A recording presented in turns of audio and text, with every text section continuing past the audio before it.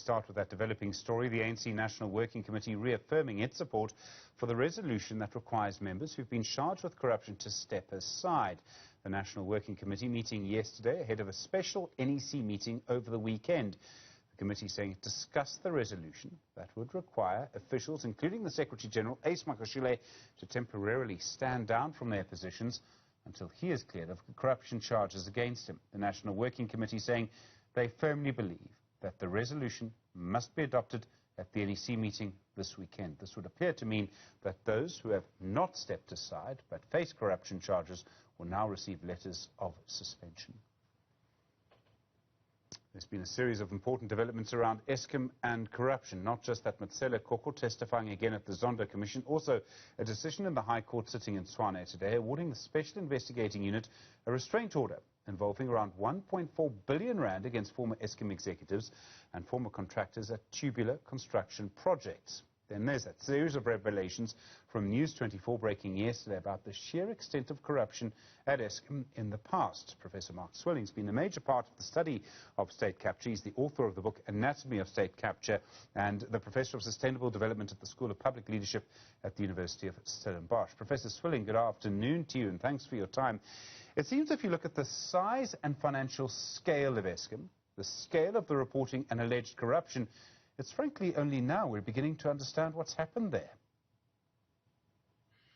Yes, I mean, we've known for a very long time that what we faced in South Africa was not just corruption, but a much more systemic process of repurposing state institutions, what we've called state capture. But we've had some, we knew about the 40 billion that has probably gone out into the Gupta accounts, but we haven't really known the extent of looting in an SOE like Eskom until now. When we think of state capture, I mean, we often think of the Gupta family, and it's clear that they were hugely involved, or certainly I believe them to be. But it seems there were other networks of corruption in amongst that. I mean, it was about a lot more than just the Guptas. Oh, absolutely. I mean, the focus on the Guptas has made it possible to kind of blame them. And say, okay, well, now they're out of the way. All that we have is a couple of sore thumbs, which we need to just, cut off, and everything will be hunky-dory. But, Cyril Ramaphosa, talking as president of the ANC at the Zondo Commission, formally acknowledged for the first time that there is acceptance that there was something called state capture. It was systemic. It was executed under the watch of the current ANC leadership, and they want to fix it. But it's deeply entrenched, it's deeply embedded in our body politic and our economy, and it's going to take a lot to get rid of. Were some people just taking advantage of a situation, perhaps in Eskom and other SOEs? They saw an opportunity to be corrupt. They could see, perhaps from the example above them at the SOE or even in other places in government, but no one would stop them taking money, so they just took it. Was it sort of that simple?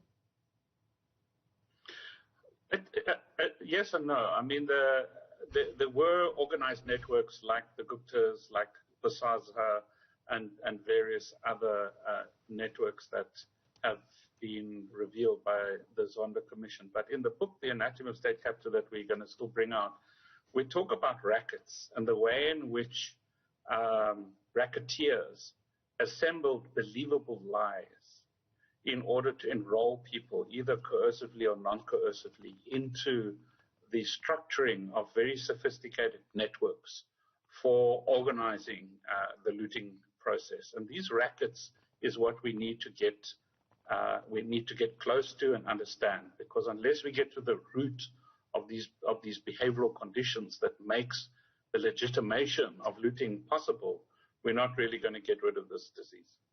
When you talk about a believable lie, so just off the top of my head, an example, perhaps I'm asking you, would an example be in the Free State we need to have an audit of asbestos in people's roofs, but nothing's actually done about it? Or in the Eastern Cape, in Buffalo City, we need to pay to transport people to a funeral of Nelson Mandela when people actually aren't allowed to the funeral in the first place. Are those sort of examples of what you mean by a believable lie? Yeah, or a believable lie is we must make Glencore sell the Tegeta mine for black empowerment purposes. So you can't argue with black empowerment, and this is what facilitates it. But underneath, there's a looting agenda.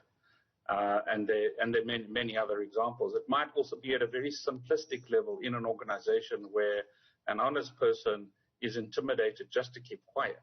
So they're not actively participating in enabling the looting to happen, but because their families are threatened or their jobs are threatened, they are manipulated to collude. That's another. They don't believe the lie, but they don't act against it. We've had investigations, we've got probes, we've got court orders, we've got testimony, we've got the Zondo Commission. It's live every day on TV. Do you think that we're beginning to see real accountability? And I suppose real accountability does involve people going to jail. Well, I mean, we're not unique in the world to face a kind of scourge of corruption and state capture, but we are pretty unique in our ability to have kind of wall-to-wall carpeting of investigations and commissions and all sorts of inquiries. I can't remember. We've counted them up. I can't remember the exact number, but it's an extraordinary number, and that we are buried below a mudslide of information, but so few people actually getting arrested and going to jail. So there's a view that it's kind of building up momentum sufficiently so that we're now going to start seeing heads roll, and maybe the evidence at the Zondo Commission by Ramaphosa was a turning point, coupled to the current, as you were mentioning, the step aside, the implementation of the step aside clause in particular, to move aside. If all of that starts to happen, it might signal a shift in the balance of power, which in turn could result in the heads rolling that the whole nation wants to see. I mean, what this really reminds us is how important a functioning criminal justice system is. If you have police who actually make arrests and an NPA that actually prosecutes and courts that are presented with cases that then lead to convictions and a fair process, and everyone sees it in open court and everyone sees someone going to jail, that changes everything. It does change everything, but as one of the chapters in our upcoming book discusses, that criminal justice system is pretty fundamentally dismantled. And it's a very slow process of rebuilding it with relatively scarce resources. So yes, you need the hammer. You need to be able to act decisively, but it's seriously under-resourced, and we need to consider creative ways in which to resource the NPA, the criminal justice system, and even basically reorient the state security system, which was very much part of the problem during the Zuma years. All of this it takes a long period of time. In a way, it's sort of rebuilding the state.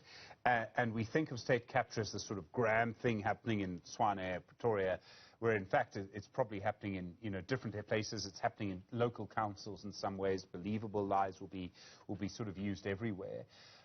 Yes. I mean, we're talking about something that could take a generation or two to change. Well, in the world of institutional studies, there's an adage which goes, it takes a generation to build an institution and 5 minutes to destroy it. And that is a sad truth. We did well after '94 in building certain kinds of institutions. If you think of SARS, for example, which then quite rapidly was dismantled. So yes, we are talking about rebuilding a capable state, but we often make a mistake by thinking that's just setting up a new organogram and staffing it with the good guys. It doesn't work that way. Building capable states is a very slow, incrementalist process where you assemble pockets of excellence and replicate them almost in a bottom-up kind of way. You don't just overnight wave a wand, execute, deploy executive power, and establish new structures. Structures are not going to solve the problem, nor is it going to work to turn civil servants into zombies by policing them, what is called consequence management, because that eliminates innovation. It's a complicated series of things. Mark Swilling, thank you very much indeed, a professor at the School of Public Leadership at the University of Stellenbosch.